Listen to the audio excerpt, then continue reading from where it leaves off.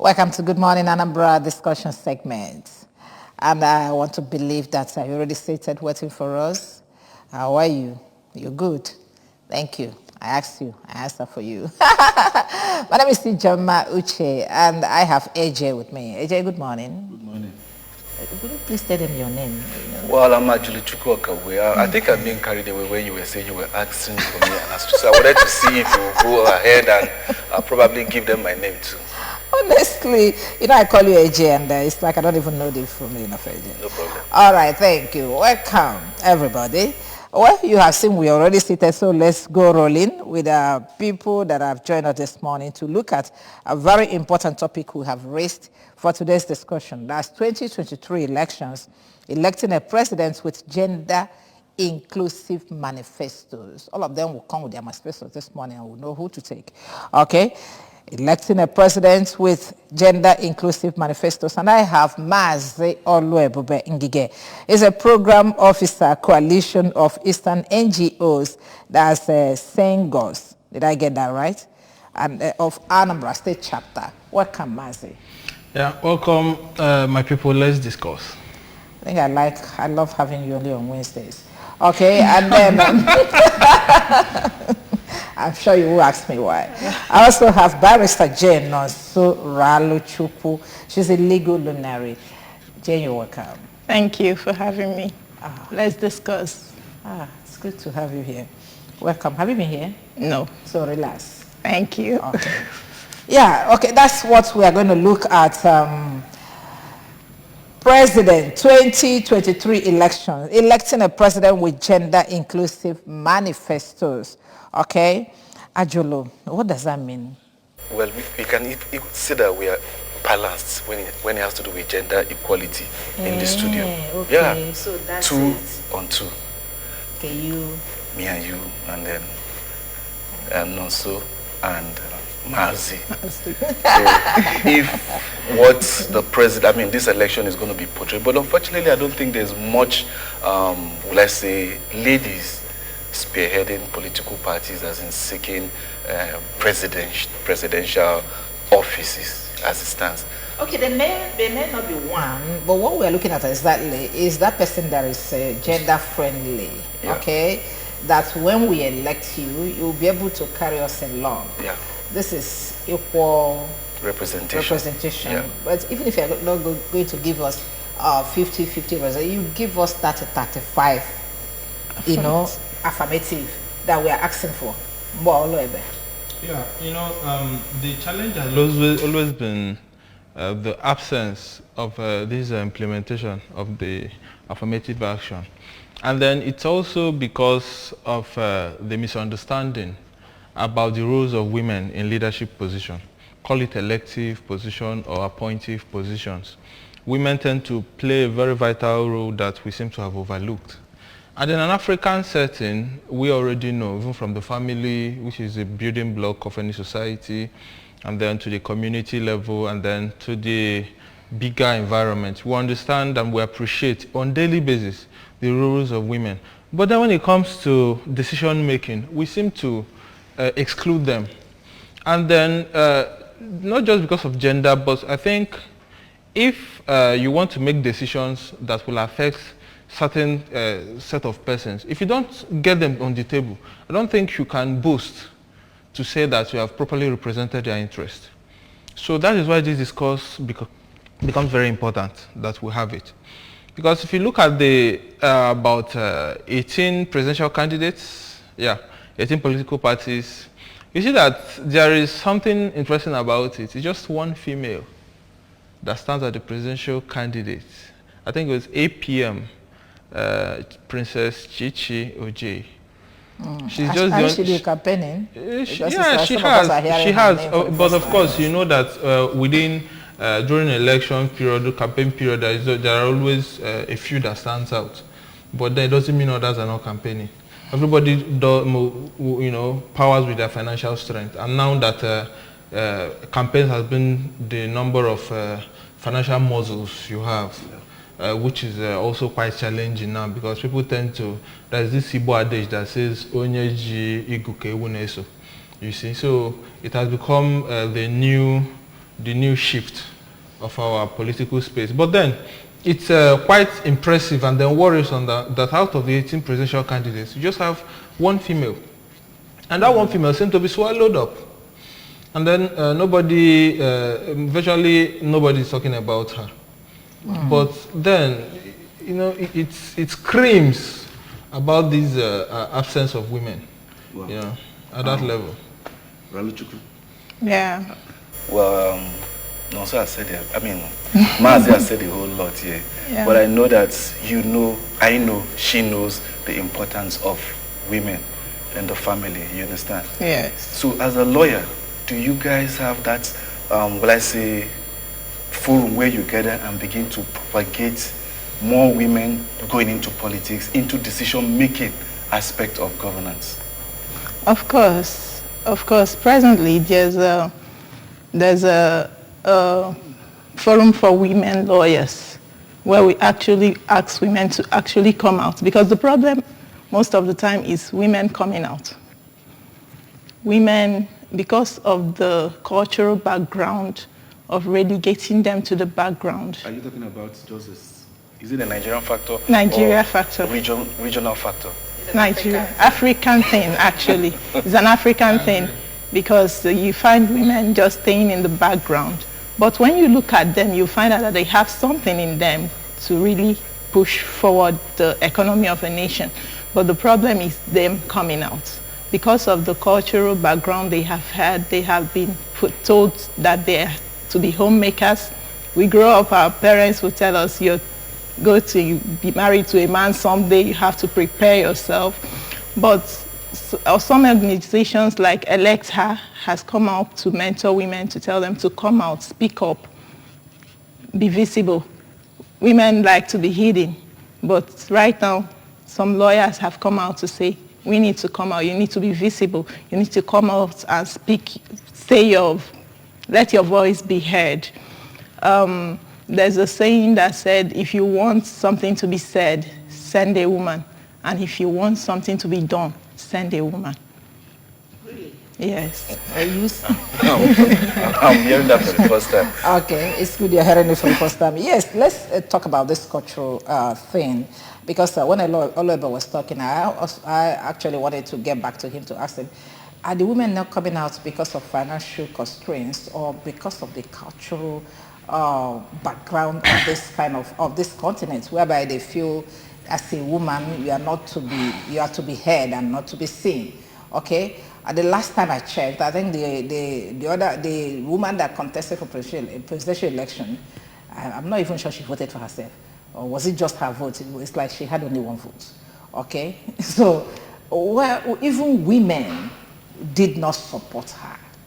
So where did they miss it, and what do you think we can do to make sure that this is sustained? Well, at that level, what I think happens is, behavioral changes happen when we are at the level of engagement. And then the problem is a bit psychological and societal. Because, yes, culture had actually tried to maybe paint a woman or depict the kind of exposure a woman should be limited to. But then we see that with the recent exposures that have been going on and awareness, it's just someone who is out of the media space or who doesn't appreciate the presence of media may begin to say he or she is not aware of what is going on. But the thing is that a lot of women, even when these gospels are being sung, you find out that you have quite a number of them that doesn't even want their fellow women to even come out. Really? It starts at the level of women leaders level and all of those. Now you see women leaders, their role is just to mobilize for male candidates at that level, campaigning for male candidates. Now not even showing concern about the agenda to see how can they be properly represented. When you X-ray, thank God that we're having this discussion. When you begin to look at the manifestos, I was expecting some kind of discourse, but it wasn't coming out because some of them are more like swallowed up in the media hype that has been going on. A group of women want to identify with this political party, another person will want to identify, just for them to be at the discourse of the media, the front line. At the end of the day, the issue has been, one, an average woman does not show vibes or interest in having other women, especially when a woman seems to have been exposed to a certain level. There is this discussion of this belief system that once a woman leaves the house and starts going to do things men are supposed to be doing, the woman is already wayward. And it's not correct. You now see men who defined politics. They have important meetings at night, and then a woman that takes care of her family won't be exposed to come out. So the one that manages to come out will be seen as somebody who is wayward, that is there prostituting or doing something that may not be morally right according to their definition.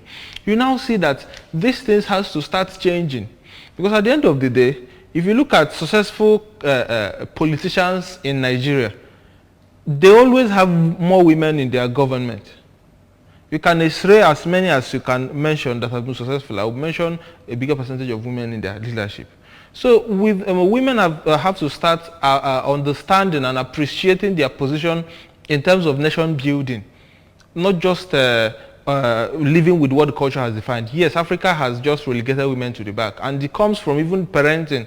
Most parents and their psychology, they will teach a woman that you're born to serve, you're supposed to be in the kitchen while your brother is outside playing football, and then tomorrow the untrained man will go and marry one trained girl, and that is how domestic violence starts.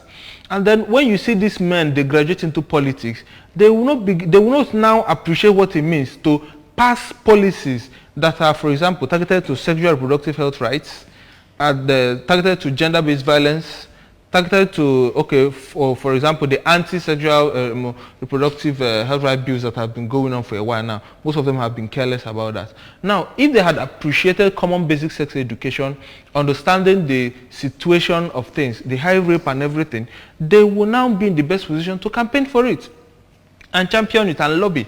But because they've not appreciated, because from the family level, they've not been taught. Even their parents doesn't know.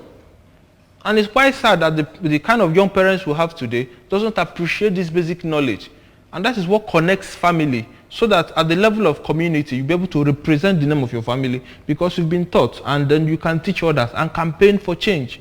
But when these basic things are not done at the family level, the lacuna seems to expand as the person tends to grow up.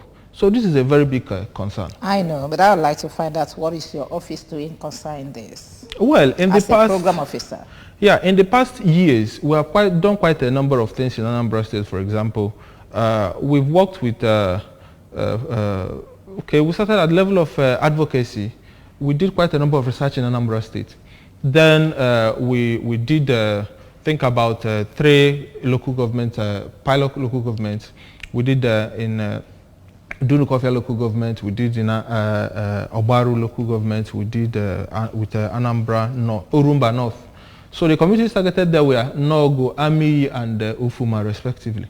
So we identified quite a number of issues, and then it boils down to the psychology they have. So through the help of Amplify Change at some point, we had to embark on what is called community education, household education, trying to change the narrative. Then we did even a manual on comprehensive sexuality education, so that at the family level, people begin to appreciate even the laws that are provided for them that give certain rights to women. And the process, to some of them who have issues, they were linked to the International Federation of Women Lawyers, and then they have these free pro bono services. But then most of them don't like speaking out, and then you find out that some of these women, they like even keeping male friends than even keeping female friends. So confiding in their fellow women becomes a problem. So at the end of the day, when you talk about leadership, they tend to connect more with men than women. This is psychological. I actually want to find out the outcome of your research. For what we can say, we recorded quite a number of successes, because before we left these communities, it was a 4-year program. Before we left the communities, now we could see some people at least coming out to report their issues, being bold about it. That's one. Okay. 2, we now see men, family men, admitting to bring to include women in their sharing formula in terms of family properties and willing inheritances. So most of them now appreciate, but now what hasn't really sink down into their hearts is the fact that women need to be supported to represent themselves at the apex positions. It becomes you understand. Okay. So then, although some traditional rulers have now started bringing women in their cabinets, like in Nogo, like in Ufuma, women are now being represented. But then this needs to graduate, and that is why even at this level now that we see that we have more men in politics, especially in this presidential election, we'll now begin to talk about who among all these people who have presented their manifestos have the antecedents of including women. Sometimes it's not just all about having it included in your manifesto, it is the implementation. At the end of it, when they assume office, will they actually live up to that spilling by giving it the much needed impetus for it to work? But you've said a whole lot. The question I want to ask about that, Nonso, is if education seems to be the platform on which you guys are pioneering the women involvement in politics and the unity of women in order to get into elective office, history made us to understand that in 1929 there was about women riots. These were uneducated mothers. They came together and fought a government to stand still based on tax extortion. So education shouldn't really be a background. It is more like women coming together. So what plans do you guys have to mobilize, just not your educated lawyers, but other women to form that foundation? Thank you. Just like you said, education shouldn't be the platform at all. It's about women coming together, loving themselves. While he was talking, he talked about women actually talking down on other women, not voting even women themselves. So, but the thing is a misconception actually, because even men disagree. But at the end of the day, they still come together. Women also, we disagree. We disagree at some point. We mustn't agree on everything. Disagree on political issues or... On many things, actually. But that shouldn't make us not come together. So people like, forgotten her name, but the founder of Electa is doing a lot of mentoring presently to be able to tell women that we need to come out, we need to unite to be able to do this.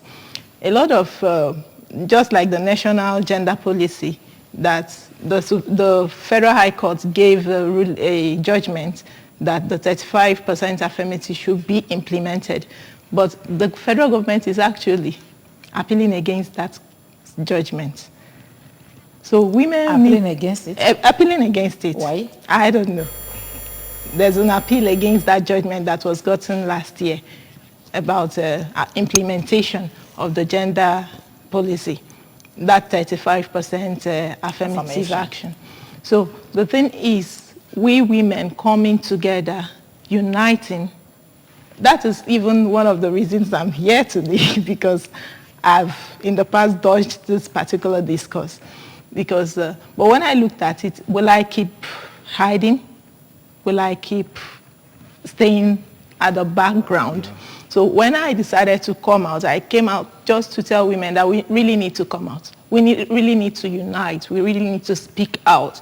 Because if we don't, we won't be taken serious. It's true that people are saying women involvement in politics, but where are the women? Okay, let's, judging from your background, let's trash this thing that you just raised about federal government appealing for the affirmation action. What are the women lawyers doing? Are all the associations comprising women, especially you being a lawyer, what are you guys doing? Otherwise, what do you think is going to be the outcome of this appeal? Of course, they have the right to appeal, and we have the right to still answer them back. So I believe the case is still on in court, and we're still going to win it at the end of the day. It's not. thinking you will win it or wishing to win it. Because if you don't do anything, like we have always said, we find it difficult as women to organize ourselves and come together. If you don't do anything now by forming a formidable force to represent you, women, in that case, you're going to lose it because it's going to be men affairs again. Maybe the judge is a man, and then there's this influence here and there. It's Nigerian factor. There's nothing you can do about it. You understand? Yeah. So this is now this is the time that we need this collaboration. But that's by the way. What I want to ask you about women getting involved in politics and all the fellow women not supporting them. Is it born out of jealousy and envy? Otherwise, why do you think I will come out to you, will not support me? You even go behind me to organize other women and ask, why must it be IJ? Why not Ngige? Ngige is a man. Not even why must it be IJ? Why not Nonso? Why not Nonso? Why not another woman? Do you understand?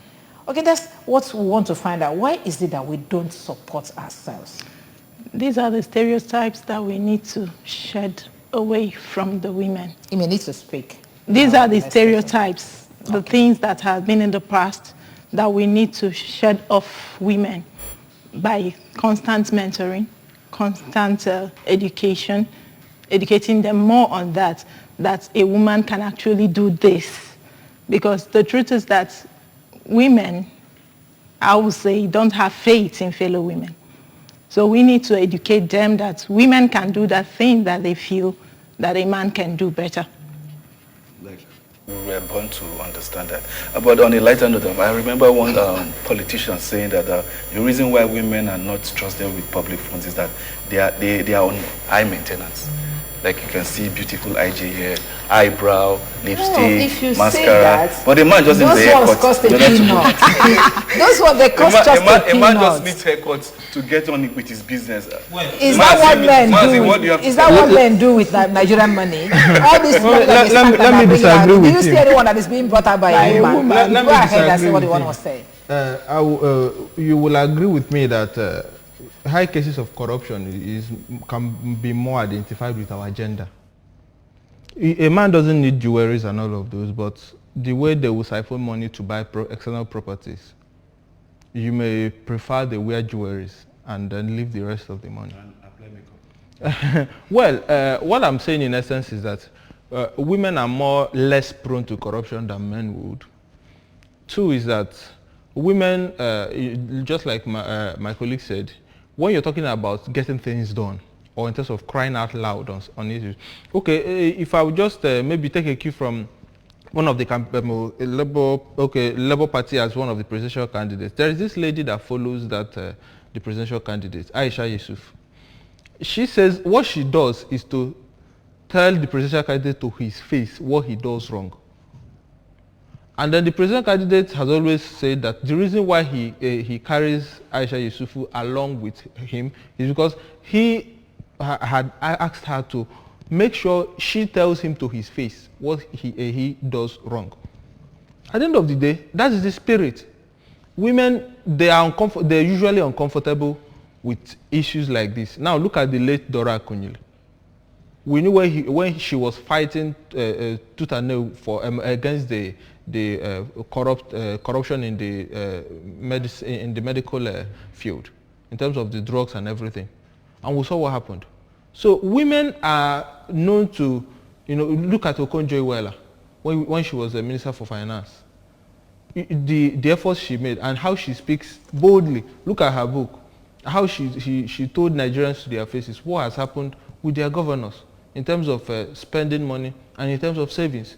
So women in the past are known to be bolder in terms of policy issues. You understand? And that brings me back to part of the solution.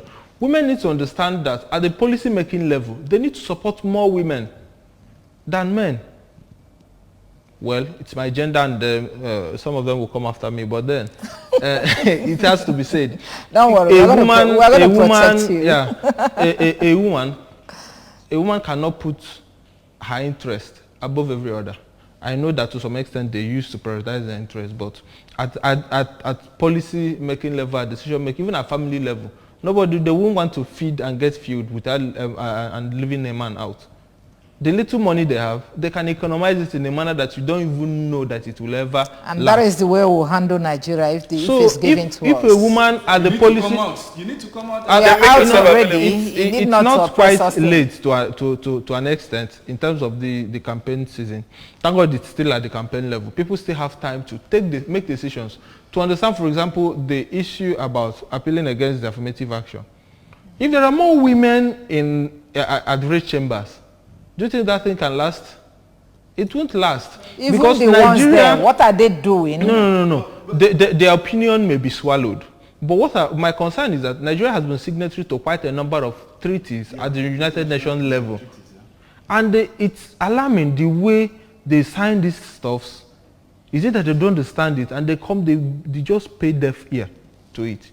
And no consequences comes with it, nothing. Everything is treated with carrot stick approach. And it's worrisome. So when you have women have shame.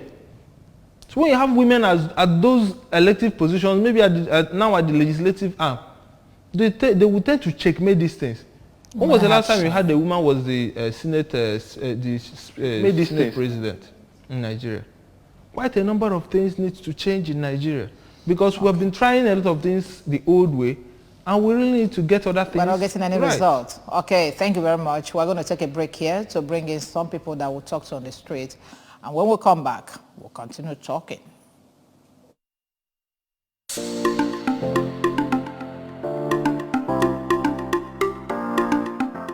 People should be looking at the presidential candidate that has women interests at heart, because you see in Nigerian politics and even in other developed countries too, the number of women's participation in holding electoral office is not quite as expected. So we should be looking at a candidate that has the interest of women at heart, someone that respects women, that values women, that feels that a woman has an input. Because by and large, somebody having leadership qualities or having something to offer, it doesn't have to end in one being a man or a woman. So if women have these qualities, I think the presidential candidates should be able to involve women in politics and also give them offices, deserving offices, so that they will also be part of what is happening in government. Among the men contenders in this election, I've not really seen any of them mention of women inclusiveness in their manifesto. I'm not sure that's not, no, I'm not seeing. Like into a question, what are we looking for gender-wise? I think people should be looking for, what they had in mind for women. What actually is their take, or what they think a woman can do in their administrations, if they actually come to power. Men who wine are focus mind the Halaya Basa election. Apoya Kayo Bodo Dimma. Man at the end, when Yana wanted it. You know how I won't do to change into Nazo Yana Zazo. Or at the end, how am I to pursue my high wine? Body mobile, who pushing higher. Like in the other Roma, and where you can like listen of Basu now, Makaya Basari mobiles. In the local government, in I want to hear Basarozo.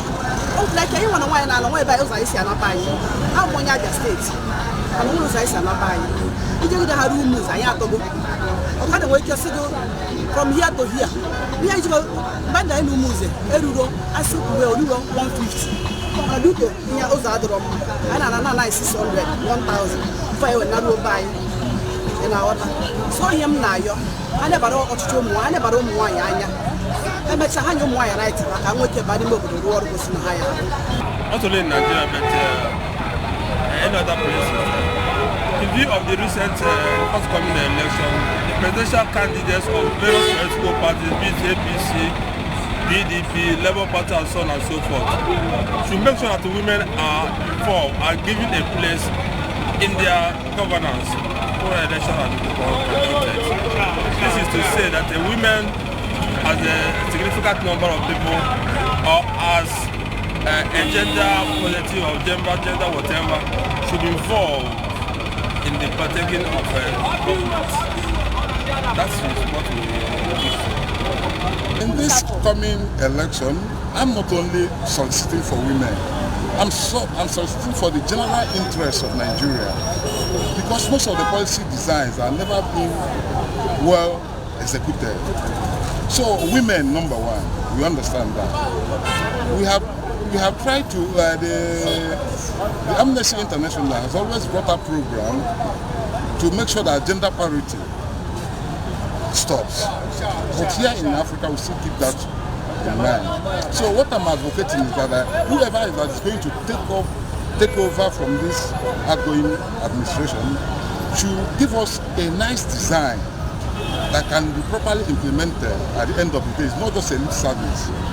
Women must be properly taken care of because they contribute almost 80% of the partisan politics we play here in Africa today. Thank you.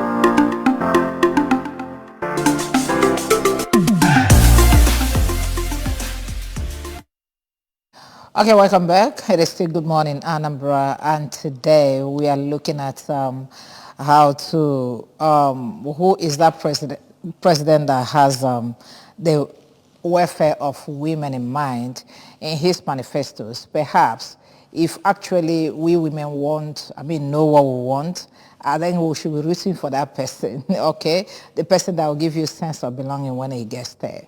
Of course, we're running off, and I still have Ngige in the house, and then also, before we go, what will you want the women do in this present dispensation to ensure that the person, the president, the incoming president will take care of their affairs? At least, if not for anything, give them better appointments to get them involved in government business. Okay, what I will advise the women to do is to speak up. Be more visible, come out. When situations come out that women need to come out and speak up, let women speak. Let them speak their minds. Let them say their minds.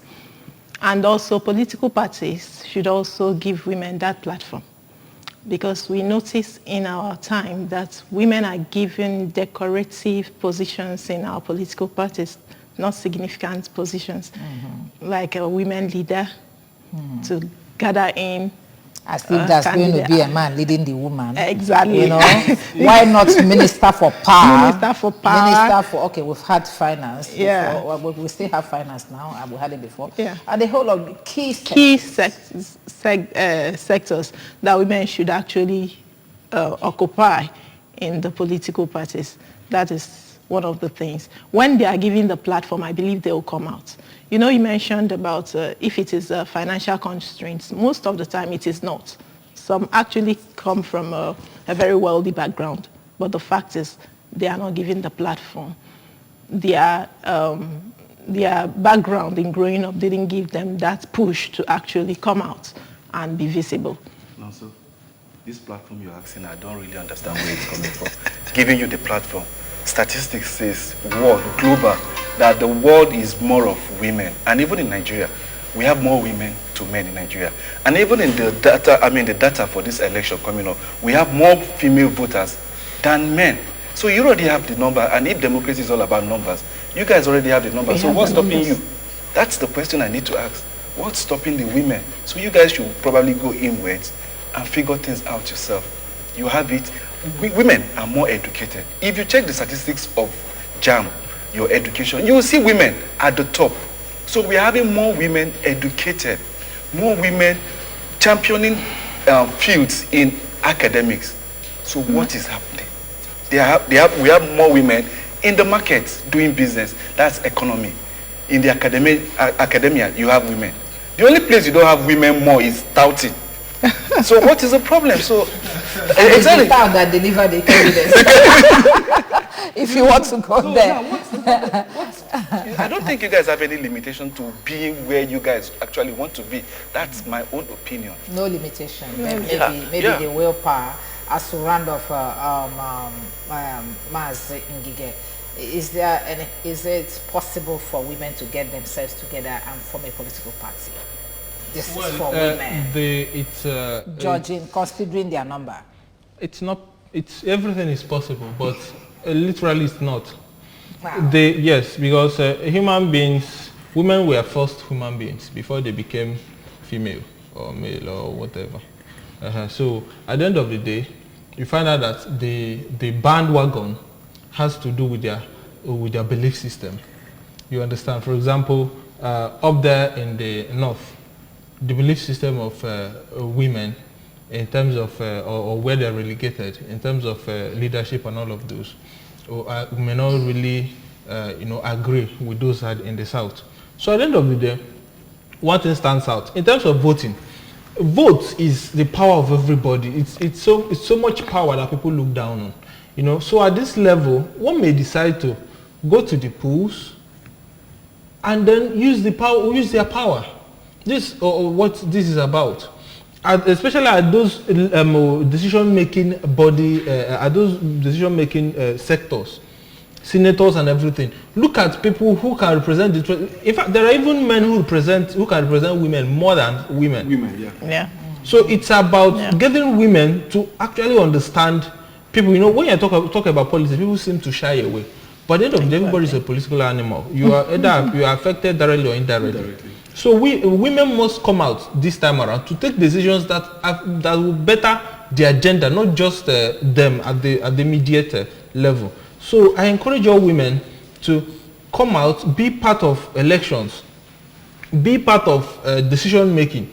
Vote is your power. You can change quite a number of things in terms of just how it affects you. Yeah. And if everybody understands the importance of this affirmative action, the importance of gender and equality rights and all of those, they should be voting for people who have such policies as their interests. There are a number of gender-friendly policies that have been sponsored by men on the red chambers. I know. So those kind of people are people we should be supporting. I'm not just any rubber stamp person that appears and seem to have the largest money. Okay. So let everybody understand this and have it at the back of their mind, because that is what the affirmative action is about. And that is what people are going around campaigning for. So that when we have more women represented, even for any president that wins, women should be able to organize themselves and then conduct protests, make people hear their voices, even before all these appointments are announced. So that they will know that women are active and they are eager to see more women in elective positions. Okay. That's after the elections. After the election, okay. I think that's a very big clue for women before the appointment start protesting. Okay, all over the nation. That this is what we want. It must give us not just 35, but juicy positions. Okay, key ministries for us to man. After all, you've been manning these things for years, and then we are where we are. We want to reduce corruption by at least 30% by having women in all those key areas where men go to liquidate this country. That's exactly what I'm going to lead that protest. Okay, thank you very much. Thank you. You are the Program Officer, Coalition of Eastern NGOs, GENGOS, okay, of Anambra State Chapter. Thank you for coming this morning. Yeah, thank you very much. Okay, and also Barrister Jane Nonso Ralo Chukwe, legal practitioner. Thank you for joining us this morning. Thank you very much. Okay, Ajulo, we must go. AJ. We must go, but then let me just drop this partition. Every woman is a home builder. So if a home builder is in charge of your country, just imagine how good that could be. Make Nigeria a home. A home. A good home. Thank you. On the road, yeah. Mm-hmm. All right, my name is Tijama. I've been around with Ajolo Chukwu Okabwe. Tomorrow is another day, so let's do it again. Bye for now.